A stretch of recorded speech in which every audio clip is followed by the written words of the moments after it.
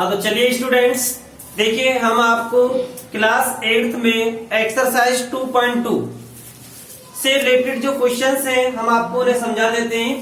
जैसे first question है, prove that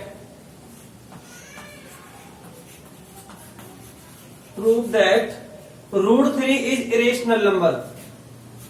√3 is irrational number.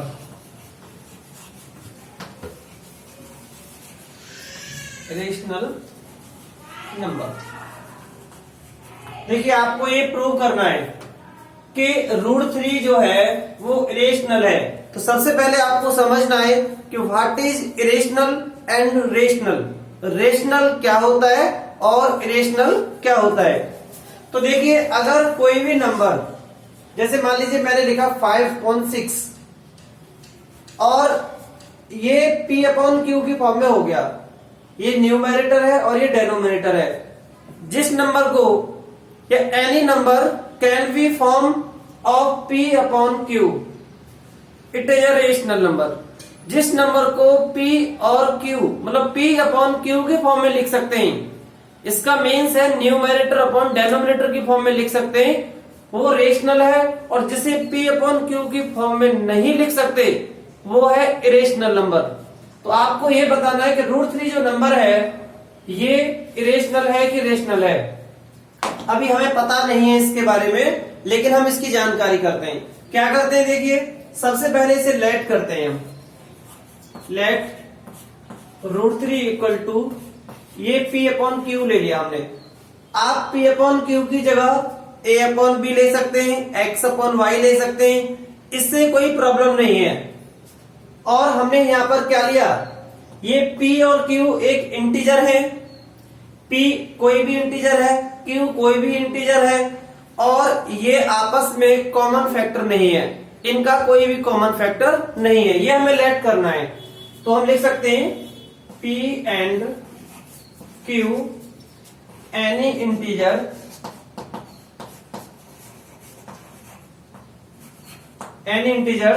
And P and Q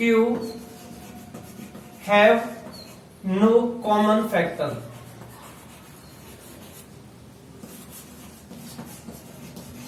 सबसे पहले आपको समझना है कि P और Q जो भी आपने लेट किया है उसका कोई भी कॉमन फैक्टर नहीं है, ये हमने लेट किया है। अब हम ये इसमें चेक करेंगे क्वेश्चंस में, क्या जो हम गैस किए हैं वो सही है। अगर सही है तो इरेशनल है और सही नहीं है तो रेशनल है। आपको यह समझना है। देखिए अब हमने यहां पर लेट किया, लेट करने के बाद अब जो भी हमने लेट किया है उसका स्क्वायरिंग बोथ साइड करते हैं। देखिए स्क्वायरिंग ऑन बोथ साइड्स। तो यहां पर हम स्क्वायर करेंगे इसका, तो इसका स्क्वायर हो जाएगा 3 और इसका स्क्वायर हो जाएगा P²/Q²। और जब आप इसको सिंप्लीफाई करेंगे, या आप इसके नीचे डेनोमिनेटर 1 कर सकते हैं, क्रॉस मल्टीप्लाई करेंगे आप, तो P² इक्वल टू आएगा 3Q²। अब यहां पर आप देख रहे हो कि P² इक्वल टू 3Q² आ रहा है। अगर ये 3 अलग रहे, Q की कोई भी वैल्यू आप पुट करिए, चाहे माइनस में पुट कीजिए या प्लस में, कोई भी एनी इंटीजर, यहां पर लिखा है ना एनी इंटीजर, कोई भी इंटीजर अगर आप यहां पुट करेंगे फिर भी ये 3 की टेबल में जरूर आएगा, क्योंकि यहां पर जो भी नंबर आ गया उसी नंबर की टेबल में आता रहेगा ये। तो यहां से क्लियर हो गया कि P² इज मल्टीपल ऑफ 3। आप क्लियर देख रहे हो कि P² 3 के मल्टीपल में होगा, या आप लिख सकते हो कि P² डिविजन बाई 3। आप मल्टीपल की जगह डिवीजन में भी लिख सकते हो, क्योंकि 3 की टेबल में डिवाइड हो जाएगा, ये 100% श्योर है। आप नहीं तो यहां पर कोई भी नंबर रखिए और 3 का मल्टीप्लाई करने के बाद आप देखेंगे 3 की टेबल में ऑलवेज आएगा। ऐसा पॉसिबल नहीं है जो नहीं आए। तो P² is multiple of 3, therefore P is also multiple of 3। अब यहां पर एक बात समझ लीजिए आप, एक थ्योरम है ये, उस थ्योरम के अकॉर्डिंग किया, अगर कोई भी नंबर जिसका स्क्वायर हो रहा है और जिसकी टेबल में आ रहा है उसका स्क्वायर, तो इसका स्क्वायर हटा दिया जाए तो वो नंबर भी उसी की टेबल में आता है। ये एक थ्योरम है। अभी आपको इतना ही समझाया जा रहा है कि पी स्क्वायर 3 की टेबल में आ गया तो पी भी 3 की टेबल में आएगा। यही मैंने लिखा है, P is also multiple of 3। अब देखिए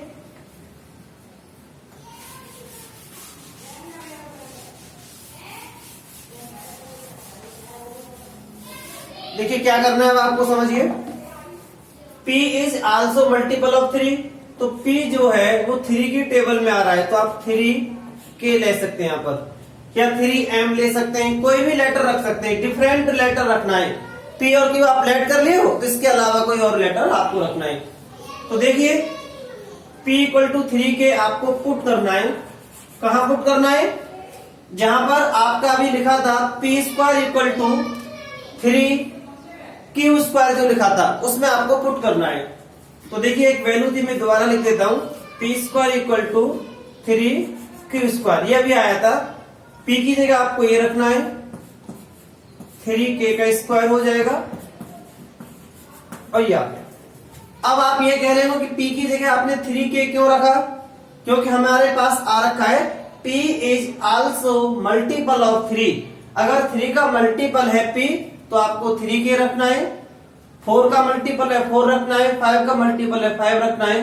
जिसका भी मल्टीपल जो आएगा आपको वही नंबर आपको रखना है। अगर ये 7 होता तो 7K हो जाता। K क्या है यहाँ पर? K भी एनी इंटीजर, कोई भी इंटीजर है। तो देखिए ये हो जाएगा आपका 9K स्क्वायर 3Q स्क्वायर। अब आप इसमें इस 3 से इस 9 को भी कैंसिल कर सकते हैं, ये कैंसिल हो गया, तो यहां पर आ जाएगा 3K square equal to Q square. जैसे अभी अभी हमने जो किया था, देखिए अभी हमने क्या किया था, इसमें आ रहा था जैसे इसके पहले P square equal 3Q square आ रहा था, यहां पर आ गया Q square equal 3K square. तो यहां भी आप लिखेंगे Q square is multiple of 3, क्योंकि ये Q स्क्वायर भी 3 का ही मल्टीपल हो गया। ऐसे ही therefore Q is also multiple of 3। मैंने अभी आपको बताया जो स्क्वायर जिसका मल्टीपल है तो उसका विदाउट स्क्वायर भी उसी का मल्टीपल हो जाएगा। अब यहां पर सबसे इंपोर्टेंट पॉइंट क्या है, जो हम स्टार्टिंग में लेट किए थे उसमें क्लियरली लिखा था P and Q have no common factor, उनका कोई भी कॉमन फैक्टर नहीं है। यहां आप देख रहे हैं कि P का भी 3 फैक्टर था मल्टीपल, Q का भी 3 मल्टीपल आ गया। तो यहां से क्लियर हो गया कि P3 इज कॉमन फैक्टर या common factor of P and Q।